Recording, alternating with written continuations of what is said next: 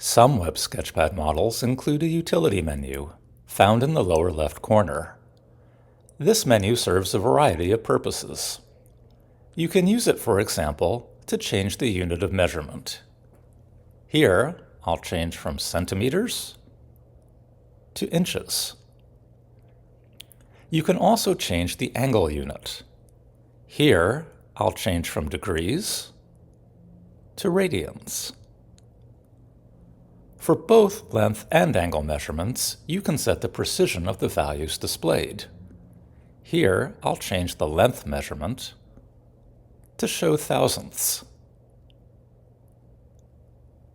The utility menu also allows you to download or upload a web sketch.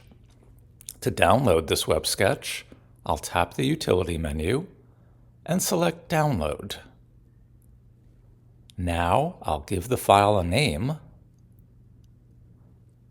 and save it to my computer by tapping OK. I can keep this file for myself or share it. To open the file again, go to the utility menu, choose Upload, and navigate to find the file on your computer. You can open one or more Web Sketchpad files simultaneously by using the Web Sketchpad Viewer. A separate video explains how the viewer works.